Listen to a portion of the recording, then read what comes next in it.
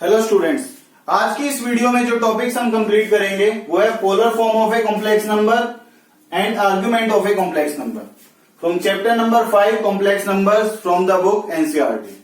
बेटा पहले तो इस वर्ड का मीनिंग क्लियर कर रहे हैं। आर्गुमेंट, आर्गुमेंट के लिए पहले जो बेसिक मीनिंग चाहिए मुझे, basic term, that is principal argument. तो principal argument of a complex number, इसकी बात कर रहे हैं।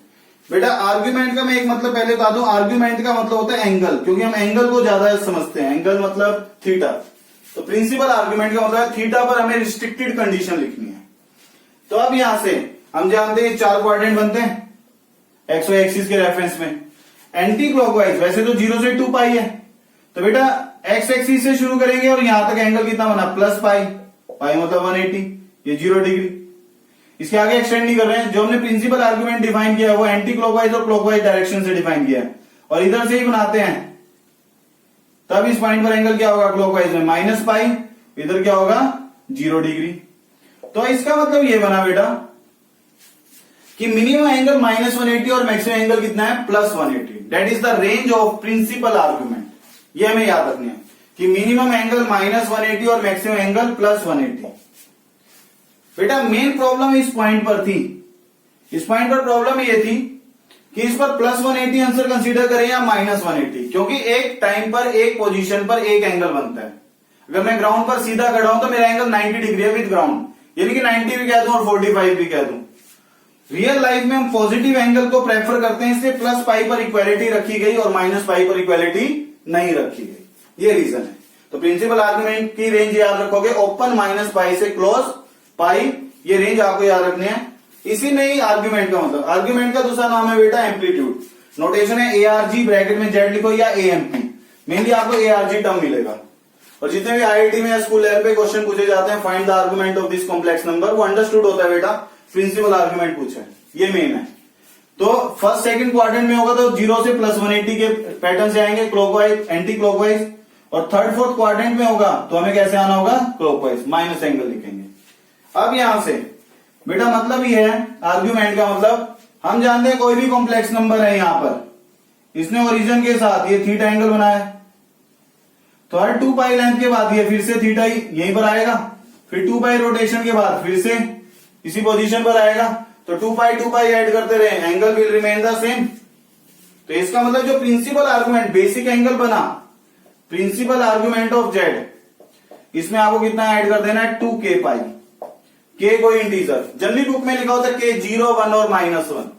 वो इसलिए बेटा कि वो क्लॉकवाइज एंटी क्लॉकवाइज सिर्फ हमारे पास पर्टिकुलर आंसर तक को ही कंप्लीट करने के लिए यूज कर रखा है। लेकिन आपको इतना अभी याद नहीं रखना है कि के पर रिस्ट्रिक्शंस क्या नहीं। आपके लिए सिंपल के इंटीजर है, 2 पाई का इंटीजर मल्टीपल, हर 2 पाई 4 पाई 6 पाई जितना साइकिल रोटेट करोगे उतने हमारे पास ये 2 पाई एंगल से साइकिल्स बनेंगे। और तो बेसिक इंपॉर्टेंट आइडिया सिर्फ प्रिंसिपल आर्गुमेंट तक है। क्वाड्रेंट वाइज फर्स्ट सेकंड में एंटी क्लॉकवाइज, थर्ड फोर्थ में क्लॉकवाइज, ये रेंज याद होनी चाहिए। और प्रिंसिपल में 2 पाई का रोटेशन ऐड कर देंगे, दैट विल बी आर्गुमेंट। ये स्टैंडर्ड टर्म्स है। प्रिंसिपल आर्गुमेंट ऑफ जेड, बेटा इसकी रेंज लिखी थी ओपन -पाई से क्लोज +पाई। अब हमें 4 क्वाड्रेंट के according Z lies in first quadrant, second quadrant, third और फोर्थ, इस तरीके से लिखा है मैंने। तो हमें जेड जिस क्वाड्रेंट में भी होगा उसके अकॉर्डिंग प्रिंसिपल आर्गुमेंट का क्या फार्मूला बनेगा वो सीखना है। प्रिंसिपल आर्गुमेंट मतलब एंगल थीटा, प्रिंसिपल का मतलब रिस्ट्रिक्शंस के अकॉर्डिंग टू क्वाड्रेंट। तो अब यहां से फर्स्ट क्वाड्रेंट में जेड है, तो एंगल का मतलब जेड एक पॉइंट है, एंगल 2 लाइन के बीच में बनता है। तो बेटा इसका मतलब जेड है तो जेड -0, जेड को 0 से कनेक्ट करना है। जेड को 0 से कनेक्ट किया, एक लाइन बनी, इस लाइन के angle with second line x axis, that is theta. ये हमें फाइंड आउट करना है। तो जेड है, z x plus iota y है, एक्स कोमा वाई। तो इसका मतलब horizontal component x, vertical y. तो यहां से tan थीटा कितना बनेगा, that will be y by x. तो थीटा कितना बना, tan inverse y by x. तो बेटा थीटा मतलब ये है प्रिंसिपल आर्गुमेंट। तो principal argument of z that is tan inverse mod y by x, ये आपको याद रखना है। अब मोड में इसलिए लिख रहा हूं बेटा क्योंकि फर्स्ट क्वाड्रेंट में तो एक्स वाई पॉजिटिव है, नो डाउट। लेकिन जब मैं सेकंड क्वाड्रेंट पे आऊंगा, Z lies in second quadrant, तो यहां पर एक्स कंपोनेंट तो नेगेटिव हो गया। अब माइनस प्लस इन सब का थर्ड क्वाड्रेंट में क्या होगा, एक्स और वाई दोनों नेगेटिव हो जाएंगे। फोर्थ में एक्स पॉजिटिव वाई नेगेटिव हो जाएगा। तो साइन पॉजिटिव नेगेटिव इन सब बातों से बचने के लिए हम क्या करते हैं, मोड अप्लाई कर देते हैं। मोड क्या करेगा, पॉजिटिव और नेगेटिव बस पॉजिटिव बनाएगा। बाकी ऑब्ट्यूज एंगल है क्लॉकवाइज डायरेक्शन में, एंटी क्लॉकवाइज, उसके लिए फिर फर्दर क्या बैलेंसिंग करेंगे वो क्वाड्रेंट वाइज डिसाइड कर लेंगे। तो मोड अप्लाई करने से ये एक्यूट एंगल बनेगा, फर्स्ट क्वाड्रेंट में एक्यूट ही। अब जेड अगर सेकंड क्वाड्रेंट में है तो इसका मतलब होगा यहां पर ये एंगल थीटा बनना था, लेकिन एंगल जो होता है final that is anticlockwise with positive x axis. तो रिक्वायर्ड एंगल तो पाई माइनस थीटा है, तो थीटा एंगल यहां से ही बनना था ना, y by x tan inverse. तो इसका मतलब यहां पर प्रिंसिपल आर्ग्यूमेंट ऑफ जेड ये बनेगा पाई माइनस थीटा। थीटा मतलब टेन इनवर्स क्या यूज करोगे, मोड वाई बाय एक्स। या फिर आप बेटा याद रखने के लिए ऐसे भी याद रख सकते हो, pi minus theta, where theta का मतलब याद रखना है, थीटा कितना है, tan inverse mod y by x.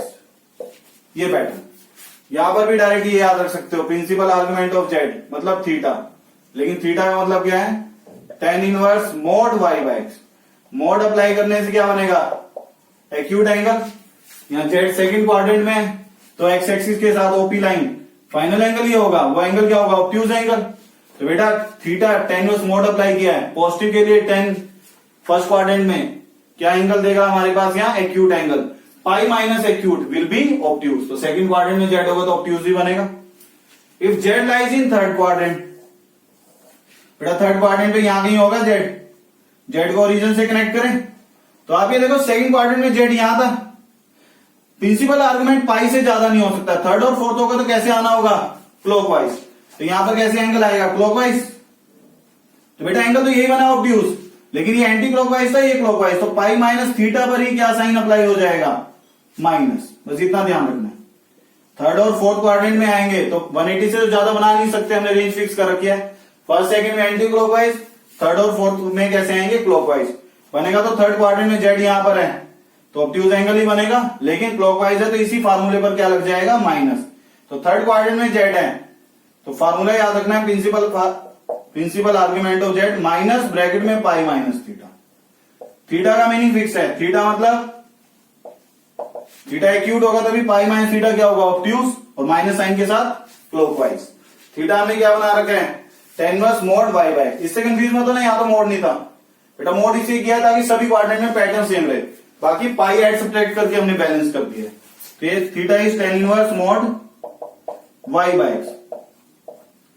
अब फोर्थ क्वाड्रेंट का मतलब होगा जेड यहां पर कहीं है बेटा। फोर्थ क्वाड्रेंट में एंटी क्लॉकवाइज बनाएंगे तो 180 से ज्यादा हो जाएगा, इससे कैसे आना होगा, क्लॉकवाइज।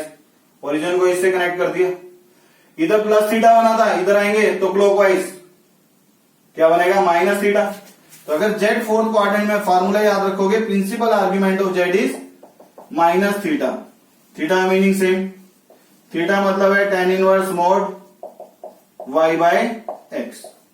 तो बेटा ये चार फार्मूले according to quadrant. First quadrant में ये है थीटा, सेकंड में पाई माइनस थीटा, थीटा का मीनिंग सभी में सेम है, tan inverse mod y by x.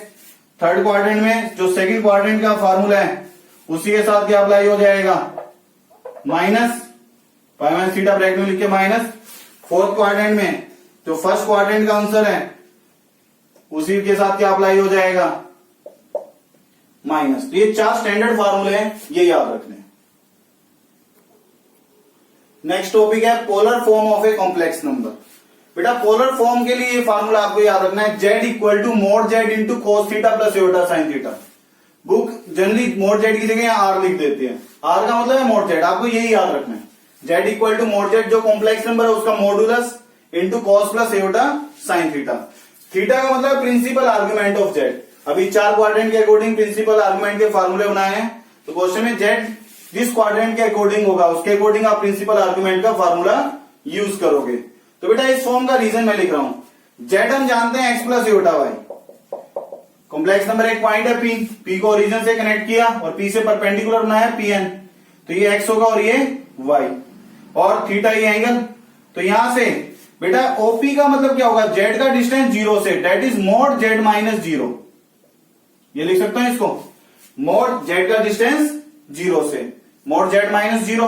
तो mod z minus zero mod z बना, कॉस थीटा कितना होगा, base upon hypotenuse x by mod z, बेटा x लेंथ है, मोड b इज ए क्या होता है, मोड ए लेंथ, तो लेंथ बाय लेंथ। यहां सिर्फ z मत लिख देना, z तो कॉम्प्लेक्स है। cos theta is a real number, -1 से 1 के बीच। सिमिलरली sin थीटा क्या होगा, perpendicular by hypotenuse, y by mod z। तो यहां से x की वैल्यू कितनी बनी, mod z into cos theta, यहां पुट कर दे, mod z into cos theta plus iota. y की वैल्यू क्या बनेगी, mod z into sine theta, mod z sine theta. अब दोनों से कॉमन क्या आएगा, मोड z, ब्रैकेट में बच गया cos प्लस एयोटा साइन। ये लिखा है z का meaning, mod z into cos plus iota sine. तो बेटा ये स्टैंडर्ड फॉर्म है, जब भी क्वेश्चन होगा right this complex number into polar form, तो आपको ये फॉर्म याद होनी चाहिए। और थीटा आप according to quadrant find out करोगे, दैट इज प्रिंसिपल आर्ग्यूमेंट। इसी की हेल्प से एक फॉर्म लिख रहा हूं, Euler form. Euler form of complex number z वो होता है बेटा z equal to mod z into e की पावर एयोटा थीटा, ये एक्सपोनेंशियल नंबर। थीटा का मतलब सेम है, प्रिंसिपल आर्ग्यूमेंट ऑफ z। और बेटा ई की पावर एयोटा थीटा का मतलब होता है जो हमने लिखा है मोड z के साथ, cos theta plus iota sine theta. z equal to ये लिखा है ना मोड z, इसका नाम होता है ई की पावर एयोटा थीटा, ई की power iota theta equal to cos theta plus iota sine theta. Competition question में इसको सिस फॉर्म कहते हैं। बेटा ऐसा नहीं कि यहां इसका नाम रख दिया गया ई की पावर एयोटा थीटा, बेसिकली ये सभी इनफाइनाइट सीरीज है। दिखता तो एक टर्म है हमें cos theta, cos is an infinite series. अगर मैं cos x की बात करूं, एक सीरीज है 1 minus x square by 2 factorial plus x की power 4 by 4 factorial minus 1 up to infinity. ये एक सीरीज है, साइन भी एक इनफाइनाइट सीरीज है, ई की पावर एयोटा थीटा भी एक इनफाइनाइट सीरीज है।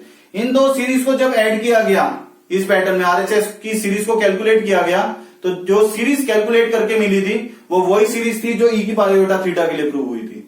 इसलिए ई की पावर एयोटा थीटा को इक्वल माना गया cos theta plus iota sine theta के। तो इसकी जगह ये लिख सकते हैं, कुछ बुक इसको एक्सपोनेंशियल फॉर्म भी लिखते हैं। ई का मतलब exponential, exponential form of complex number. Euler's हो या इसको प्रोनाउंस करते हैं आइलर्स या यूलर्स, चॉइस है। Euler's form of complex number हो या फिर एक्सपोनेंशियल, तो आपको ये फॉर्म याद होनी चाहिए, z equal to mod z into e की power iota theta. School level पे मेनली हमें इस पे काम करना होगा। तो these two are standard forms.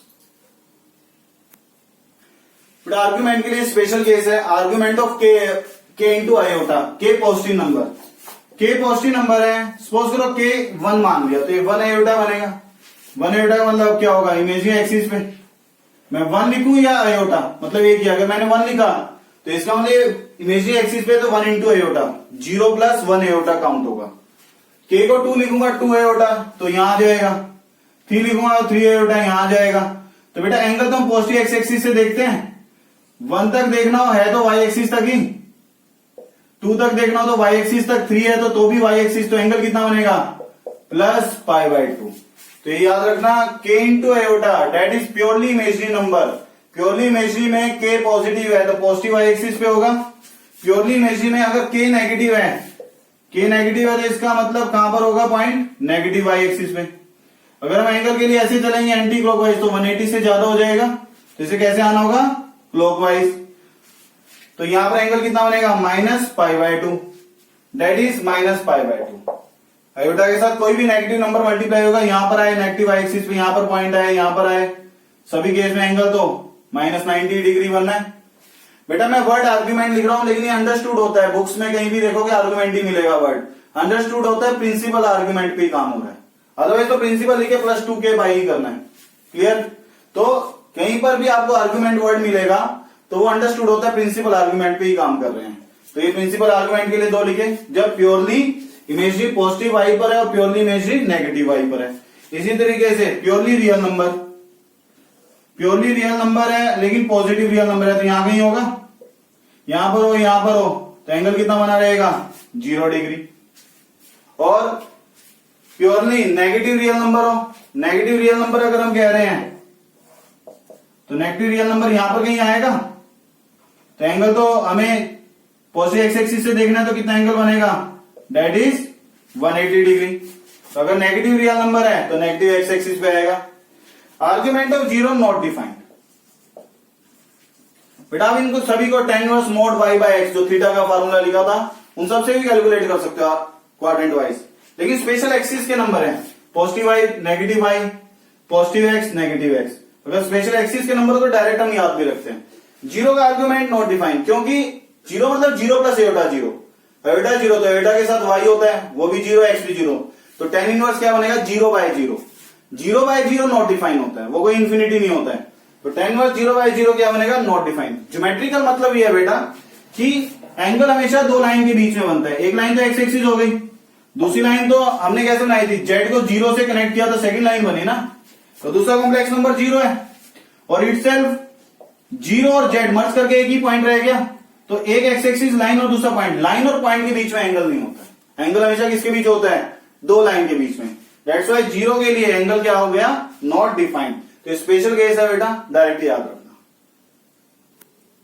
Exercise 5.2 question number 1, find the modulus and argument of complex number -1 minus Etah root 3। बेटा कोई भी कॉम्प्लेक्स नंबर हो, नाम क्या लिखेंगे, z. Let z equal to this. Question में वर्ड आर्ग्यूमेंट ही मिलेगा, लेकिन अंडरस्टूड है किस पे काम करना है, प्रिंसिपल आर्ग्यूमेंट, ये याद रखना। तो पहले तो बेटा मॉडुलस फाइंड आउट कर रहे हैं, मोड जेड। इसको मैंने फॉर्म बना लिया x प्लस एटा वाई, तो x हुआ -1 प्लस एटा के साथ क्या आएगा -√3, तो y ये हुआ। मोड जेड का फार्मूला था √x² प्लस y², जो एटा के साथ है प्लस एटा के बाद, दैट इज y। यहां एटा मत लिख देना, √x² प्लस y², -√3 का स्क्वायर 3 प्लस 1, √4 कितना हुआ 2। Mode is a positive quantity, तो मोड जेड इसका 2 हुआ। मॉडुलस फाइंड आउट कर लिया। अब z इक्वल टू -1 माइनस एटा √3। बेटा पॉइंट फॉर्म लिखना हो तो 3 बार आते हैं, x -1 है, y -√3 है, x प्लस अयोटा y होता है, तो x -1 y -√3।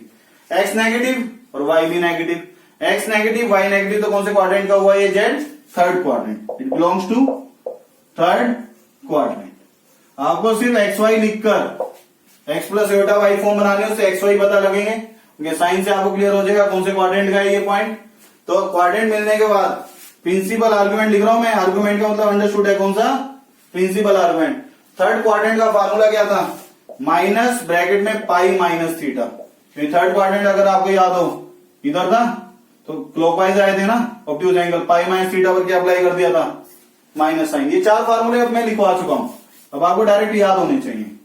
वेयर थीटा का मतलब था tan inverse mod y by x, ताकि प्लस माइनस से कोई प्रॉब्लम नहीं। तो बेटा y और x पुट कर दें, इसका y कितना है -√3x -1, तो -√3 -1, तो ये tan इनवर्स प्लस √3 हो गया मोड की वजह से, वैसे भी कैंसिल हो जाएगा। √3 कितने एंगल पे बनता है, 60 डिग्री, tan 60 होता है √3, तो 60 degree equal to tan inverse √3, that is π/3, 60 degree. अब यहां से ये थीटा पुट कर दें, तो -π π/3, यहां से वैल्यू पुट किया बेटा, तो कितना हुआ ये -2π/3, दैट इज रिक्वायर्ड आंसर। बेटा question number 4, convert -1 plus iota into polar form. कोई भी कॉम्प्लेक्स नंबर है, नाम इसका जेड लिख लिया, पहले x plus iota y form बनाओगे, ये x हुआ प्लस एटा इंटू कितना है ये 1, तो x -1 है y 1। अब इस कॉम्प्लेक्स नंबर के को हमें कन्वर्ट करना है पोलर फॉर्म में। बेटा पोलर फॉर्म का हमने ये फार्मूला लिखा था, किसी भी कॉम्प्लेक्स नंबर की पोलर फॉर्म है z equal to mod z into cos theta plus iota sine theta. मतलब इस कॉम्प्लेक्स नंबर के लिए मुझे मोड पता करना है और थीटा पता करना है। Theta is the principal argument according to quadrant. तो अब यहां से पहले मोड z लिखेंगे, मोड z का मतलब होगा रूट ऑफ रियल पार्ट का whole square plus imaginary part, तो एटा के साथ कौन है 1, तो 1 का स्क्वायर, दैट इज √2, ये बना। अब इसके बाद z है -1 प्लस अयोटा, तो इसी को पॉइंट फॉर्म में लिखेंगे तो क्या बनेगा, x -1 और y +1, जो एयोटा का मल्टीपल है that is y। x negative y positive, तो कौन सा क्वाड्रेंट हुआ, it belongs to second quadrant. Second quadrant में बेटा प्रिंसिपल आर्ग्यूमेंट का मैंने फार्मूला लिखा था pi minus theta. Principal argument of z, second quadrant तक एंटी क्लॉकवाइज था, ऑब्ट्यूज एंगल सेकंड में। वेयर थीटा का मतलब क्या था, थीटा था tan inverse mod y by x। सिर्फ फार्मूले याद होने चाहिए, tan इनवर्स पहला कोऑर्डिनेट x, दूसरा कोऑर्डिनेट y, तो y1 हुआ x -1, y1 x -1, तो 1 बाय -1 का मोड +1। बेटा हम जानते हैं tan इनवर्स 1 का मतलब होगा 45 डिग्री, क्योंकि tan 45 डिग्री 1 होता है, तो tan इनवर्स 1 हुआ π/4। ये π/4 यहां पुट करते हैं, तो ये बन गया पाई माइनस π/4, दैट इज 3π/4। ये प्रिंसिपल आर्ग्यूमेंट मिल गया। तो बेटा अब एक कंफ्यूजन रहता है कि यहाँ थीटा तो ये कैलकुलेट किया है, यहाँ थीटा ये लिखा है, तो ये प्रिंसिपल आर्ग्यूमेंट जो हमने लिखा है पाई माइनस थीटा, तो यहाँ पर या तो ये थीटा थीटा, अदरवाइज तो थीटा हम पाई बाय 4 पुट करेंगे। तो ये नाम सेम होने की वजह से यहाँ पर नाम थीटा 1 कर दो। फिर थीटा 1 मतलब प्रिंसिपल आर्गुमेंट ऑफ जेड। तो प्रिंसिपल आर्गुमेंट ऑफ जेड है, दैट इज थीटा 1, ये मुझे यूज करना है। तो अब मोड जेड कितना हुआ, √2 इंटू कॉस थीटा 1 बना 3 pi by 4 plus iota sine 3 pi by 4। Complex number जो हमने लिखा है पोलर फॉर्म में। बेटा ये गलती मत करना, इसको कैलकुलेट करना शुरू कर दो। cos pi minus pi by 4, इसको भी sin pi minus pi by 4 calculate करोगे तो वापस यहीं आ जाओगे -1 प्लस एटा पे। इसी को चेंज किया इस फॉर्म में, that is the required polar form. Polar form के कंसेप्ट पे ही क्वेश्चन है, लेकिन मिसलेनियस एक्सरसाइज से बेटा। Question number 5 first part, convert 1 plus 7 iota upon 2 minus iota whole square into polar form. इसका नाम जेड मान लिया, let z equal to this. कोई भी क्वेश्चन हो कॉम्प्लेक्स नंबर का पोलर फॉर्म में कन्वर्ट करना, तो बेटा पोलर फॉर्म पे जो हमने काम किया वो x plus iota y form पे किया हुआ है। तो x प्लस एटा वाई का मतलब न्यूमरेटर में एटा होना चाहिए, और वैसे भी कंप्लीट कॉम्प्लेक्स में एटा सिर्फ न्यूमरेटर में होना चाहिए। जब भी डिनोमिनेटर में एटा नजर आएगा तो याद रखना आप रैशनलाइजेशन प्रेफर करोगे। तो अब यहाँ पर डिनोमिनेटर में एटा नजर आ गया, पहले एटा हटाना है। तो ये बना 1 प्लस 7 एटा, पहले तो a minus b whole square, a square plus b square minus 2ab, iota square -1, तो ये बन गया यहां से 4 माइनस 1 3 माइनस 4 एटा। रैशनलाइज कर दें, 3 प्लस 4 एटा अपॉन 3 प्लस 4 एटा। डिनोमिनेटर में एटा है ना, तो रैशनलाइजेशन 1 मल्टीप्लाई होगा 3 प्लस 4 एटा, फिर 7 एटा 21 एटा बना, और यहां पर 28 eta square that is -28 upon में a square minus B square 3 square minus 4 eta whole square. बेटा यहां पर जनरली काफी स्टूडेंट गलती करते हैं, a square minus B square, b 4 eta है, 4 का स्क्वायर भी बनेगा और एटा का स्क्वायर 16 एटा स्क्वायर, एटा स्क्वायर -1 माइनस माइनस प्लस, तो ये 3 स्क्वायर का, तो 9 प्लस 16 दैट इज 25। न्यूमरेटर बना -25 प्लस 25 एटा। अब टर्म वाइज डिवाइड कर दें, -1 प्लस एटा। अभी लास्ट एक्सरसाइज में यही क्वेश्चन सोल्व किया था, -1 प्लस एटा। अब बस मुझे रिपीट करना है, मैं यहीं से लिख रहा हूं। यहां पर z है -1 plus iota, date is x plus iota y. Polar form में अब इसको कन्वर्ट करेंगे तो पहले मोड z पता करना है, √-1 square plus 1 square that is √2, ये बनेगा x प्लस एटा वाई। अब प्रिंसिपल आर्ग्यूमेंट, पहले z है -1 प्लस एटा, पॉइंट फॉर्म में -1 plus 1, it belongs to second quadrant. मैं QUAD लिख रहा हूं बेटा, पूरा लिख लेना, x नेगेटिव y पॉजिटिव। तो अब यहां से principal argument of z, second quadrant में फार्मूला क्या था, pi minus theta, where theta का मतलब था tan inverse mod y by x। तो बेटा y कितना है इसका 1 और x कितना है -1, तो ये बन गया tan inverse mod 1 by -1 that is tan inverse +1। tan 40y पे +1 होता है तो ये कितना होना पाई बाय 4, यहां पुट कर दें pi minus pi by 4 that is 3 pi by 4। अब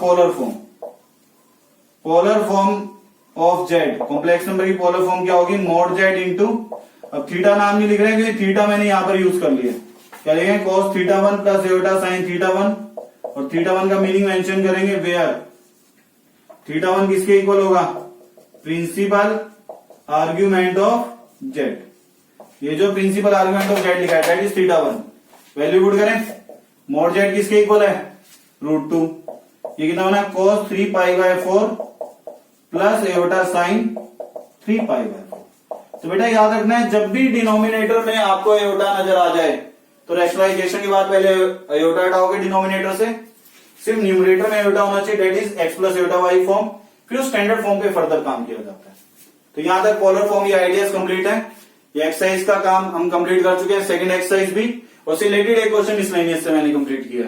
इसके बाद जो फर्दर टॉपिक है वो मिसलेनियस एक्सरसाइज में, मतलब कि टॉपिक्स कंप्लीट है एनसीईआरटी लेवल पे, मिसलेनियस एक्सरसाइज में उन्हीं टॉपिक से रिलेटेड क्वेश्चन है, उनकी प्रैक्टिस नेक्स्ट वीडियो में करेंगे। यहां तक काम की प्रैक्टिस करना।